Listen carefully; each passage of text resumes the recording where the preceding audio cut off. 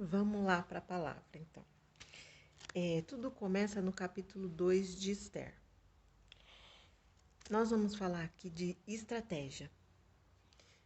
Não é oração, não é jejum, não é leitura da palavra. Nós estamos falando agora de uma estratégia humana, que ao mesmo tempo que é simples, mas faz toda a diferença. Um comportamento, um posicionamento. E a história de Esther me encanta porque, além de uma mulher de oração, de Deus, de seguir as orientações do Senhor, Esther foi esperta, foi inteligente, ela foi calculista, detalhista. Vamos conferir isso aqui. Tudo começou no capítulo 2, né? Porque o rei precisava de uma rainha e Esther foi escolhida. Mas o interessante é que enquanto Esther estava no harém do palácio, sendo preparada para conhecer o rei, para o rei conhecê-la, Esther, a Bíblia diz no versículo 9 do capítulo 2, que Esther conquistou a simpatia de Hegai. Quem era Hegai? Hegai era o cara responsável que cuidava das mulheres do harém. E ele era o cara, né? Então Esther, ela conquistou a simpatia desse cara. Esther, ela simplesmente se deu bem com esse cara. Ela simplesmente foi legal com esse cara. Ela simplesmente conquistou o espaço dela. Estratégia de sobrevivência. Porque Esther não tinha nada a ver com aquele lugar, não tinha nada a ver com aquele povo, não tinha nada a ver com aquilo tudo. Ela era uma mulher do povo judeu. Ela era uma mulher com rotinas, hábitos, conceitos diferentes daquele lugar. Ela precisava sobreviver ali. E se ela fosse a escolhida, ela teria que saber se comportar, porque ninguém podia saber que ela era judia. Assim, ela foi orientada pelo tio dela, o Mardoqueu. Então, ela foi conquistando a simpatia para conquistar aquele espaço. E no versículo 15, diz assim, que quando chegou o dia dela se apresentar ao rei, ela fez tudo do jeito que Hegai pediu. Ou seja, não, tudo beleza, o que você me orientar eu vou fazer. Você é o cara, né? E a Bíblia fala assim que ela foi alcançando cada vez mais graça diante de todos. Ou seja, em outra versão diz assim, e Esther continuou conquistando a simpatia de todos. Estratégia de sobrevivência. Conquistar o espaço ao qual eu pretendo dominar ou ao qual eu tenho um projeto. Estratégia de sobrevivência. Preciso conquistar o meu espaço, simplesmente com a minha simpatia. Ok, Esther foi escolhida pelo rei, ela já era rainha. Algumas coisas aconteceram com o povo judeu. O povo judeu corria perigo. E Esther ficou sabendo, através de Mardoqueu. Mardoqueu, o tio de Esther, que a treinou para ser uma grande mulher, pediu para avisá-la, né? E quando Esther soube do que estava acontecendo com o povo, ela falou, e agora? E agora? O que eu posso fazer? Se eu for até o rei, eu vou ser morta. Eu não posso. A Bíblia diz aqui no capítulo 4, do verso 8 até ao verso 14, que Esther oscilou, né? E que Esther até falou para o tio dela, não, mas espera aí, né? Se eu for lá, eu não posso ir lá e falar com o rei assim, qualquer hora, é o rei que chama. Mas o interessante dessa palavra foi a palavra do tio dela. Porque o tio dela disse assim, no versículo 13, olha, Esther, fala nas minhas palavras, tá? Na versão, na linguagem de hoje, fala bem assim, olha, Esther, não vai achando você que porque você tá aí na casa do rei que você vai ser poupada. Você é do mesmo povo que nós. E você vai ser morta também. Então, não adianta você dar uma despertinha, né? O tio disse para ela: você vai morrer também. Então, eu acho assim que se você já está nessa posição que você está, tem um propósito. De repente, aqui no versículo 14, ele fala assim: se você se calar, você também vai correr perigo. Não se cala não diante dessa situação agora. E olha, tem mais. Talvez você é rainha exatamente para nos ajudar agora. Aí qual é a mensagem que eu deixo para você? Nada é por acaso. A posição que você ocupa pode ser exatamente o aval que precisa para resolver alguma coisa. Você corre perigo, você corre risco, você pode não ser bem vista, benquista, você pode ser mal interpretado, mas a posição que você ocupa ainda assim é a posição de oportunidade. No caso de Esther, a posição é que ela era rainha. E você? Mãe, patroa, gerente? Qual é a posição que você ocupa agora que te dá autonomia para se posicionar, mesmo correndo os riscos? Porque se você fica calada, pode ser que seja ruim para você também. Então, o que a gente aprende aqui no capítulo 4? Versículo 15 e 16, Esther se posiciona. Esther se posiciona incondicionalmente porque ela diz assim, manda dizer para o tio dela, olha, você está certo, vai lá, fala para o povo se ajuntar, orar, porque eu vou enfrentar o rei. Eu vou lá pedir para o rei a minha vez de falar. Eu vou lá falar. Eu vou lá me posicionar, eu vou lá me representar. Eu vou usar agora a minha autonomia de rainha e eu vou esperar que o rei me escute. Porque eu estou nessa posição e existe uma oportunidade de eu ser ouvida. E eu vou lá. E se eu morrer, então eu morrerei. Se eu perder, perderei. Mas eu vou aproveitar a autonomia que eu tenho. Incondicionalmente, independente do que pode acontecer. Eu tenho essa autonomia, eu vou usar dela. Posicionamento incondicional. Entendeu isso? Capítulo 5, verso 1. Só uma frase. E sucedeu, pois, que ao terceiro dia Esther vestiu os seus vestidos reais e se pôs no pátio interior da casa do rei, nos aposentos do rei. Esther vestiu os seus aposentos reais, ou seja, eu sou rainha. Vista-se da sua autonomia. Eu sou mãe. Eu vou me vestir de mãe e eu vou fazer o que eu tenho que fazer. Eu sou a patroa. Vista-se de patroa. Eu sou a gerente. Eu sou a esposa. Vista-se da sua autonomia. Eles precisam enxergar as suas vestes de autonomia. Poxa, minha mãe chegou. A patroa chegou, se posicionou. Vista-se como você precisa, na posição que você está.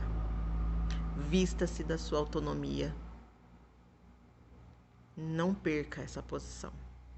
Não permita que te vejam de outra forma, a não ser vestida da sua autonomia.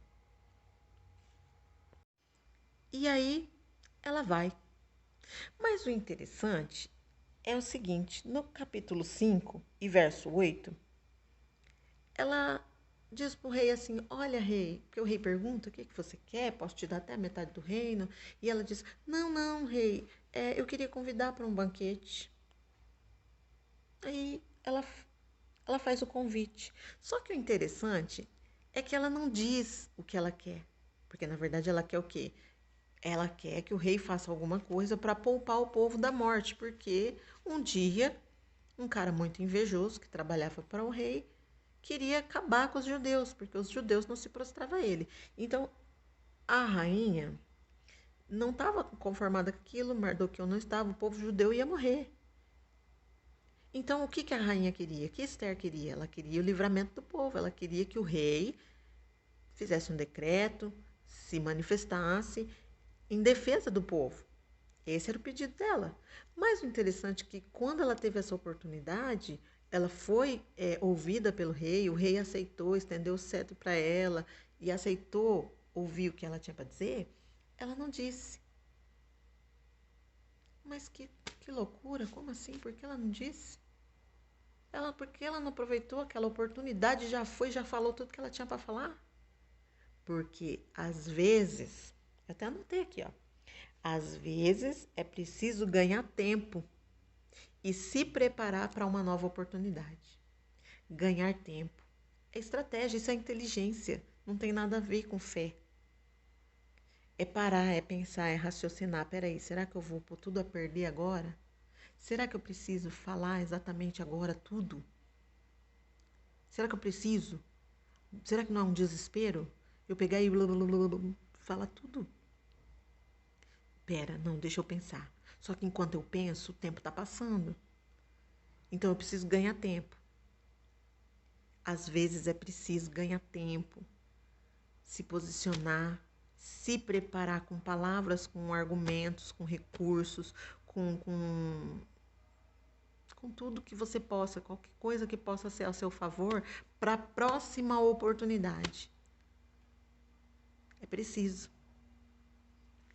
Estratégia de inteligência.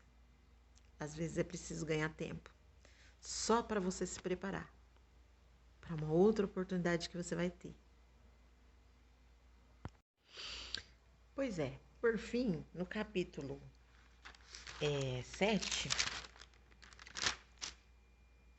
ela fez um novo convite para o rei. Só que dessa vez, ela pediu para o rei mandar Amã. Quem era Amã? O cara que perseguiu os judeus. Ela estava ganhando tempo, ela estava ganhando confiança, conquistando espaço. Por fim, só no capítulo 7, a gente vê os relatos de que Esther entrega Amã e diz: olha, rei, meu povo corre perigo, acontece isso, isso, isso, isso, e esse aqui é o cara. Ali ela joga tudo às mesas. Por quê? Porque ela estava com tudo já preparado. Ela já tinha tudo. Acredito que ela pensou no que ela ia dizer. Porque primeiro ela fez um banquete só com o rei, conquistou o rei, conversou com o rei, agradou o rei. E depois ela pediu fez um novo convite de um novo banquete. Só que, o rei, pode chamar a Amã? Sabe aquele algo mais? Eu entendo nesse capítulo que é o algo mais que a gente precisa. Não basta só nossas palavras, não basta só o que a gente já tem usado, não basta, sabe um algo mais? E esse algo mais, às vezes, a gente não sabe o que é. Às vezes esse algo mais precisa vir na nossa mente. Então, é por isso que precisa ganhar tempo. O que é o algo mais que falta? Eu já fiz isso, já fiz isso, já fiz 1, 2, 3, 4, já fiz. Não resolve fazer mais. O que eu tenho que fazer agora? Sabe aquele algo mais que falta para você ir lá e concluir a situação? Pois é, no caso de Esther, era Amã. Faltava Amã ali. Faltava Amã tá lá. Mas ela não podia ir no ímpeto do ódio dela e falar tudo no mesmo dia. Talvez ela despertaria a ira do rei. Não sei. Ela esperou o tempo certo, ganhou o espaço, conquistou. E agora é a parte legal. Capítulo 8, do verso 1 ao 16. Ah, minha cara. A palavra final é a do rei. Tudo isso aconteceu, estratégia de Esther, intervenção de Mardoqueu, o povo em oração, mas a palavra final é a do rei. É o que o rei diz no final, é que vale. Nosso rei Jesus, ele sabe o que ele faz. E ele, quando ele não dá ainda a última palavra, então não está nada perdido. A palavra é a dele, a última palavra é a dele. O decreto final para ser seguido é ele que dá. A palavra diz que o rei foi lá, fez um decreto, dizendo que o povo podia se defender. O povo podia sair para as ruas, o povo podia se defender daqueles perseguidores. E o rei deu ao povo a oportunidade. Enfim, o povo venceu. O povo não foi massacrado por Amã e os seus comparsas. Tá, e o que a gente tira disso aí? A gente tira que a gente faz a nossa parte, muito bem feitinha, e o rei chega depois para dizer: agora eu vou falar o que é que vai acontecer. Agora é a minha vez. Agora é a minha cartada final. E o mais interessante é que o povo venceu. A palavra diz que o povo ficou muito feliz, que o povo comemorava na rua a vitória dos judeus. Sabe, comemorar, pular, marcar um dia. Vamos marcar um dia para a gente comemorar essa vitória. Sabe assim? E isso aconteceu. E no versículo 17, diz assim, olha, que toda a província, toda a cidade, onde chegava a palavra do rei, ou seja, aquilo que o rei falou, sabe? Que o rei já deixou claro, ó, é isso aqui que vai acontecer. Onde chegava essa palavra, havia alegria entre os judeus. E olha que legal isso aqui. E entre os povos da terra se fizeram judeus, porque o temor dos judeus tinha caído sobre eles. Em outra versão diz assim: e muitos entre eles se tornaram judeus, porque agora tinham medo. Ou seja, de inimigos passaram a aliados convertidos. Ou seja, peraí, gente, esse povo aqui é forte. Agora a gente tá com medo disso aqui.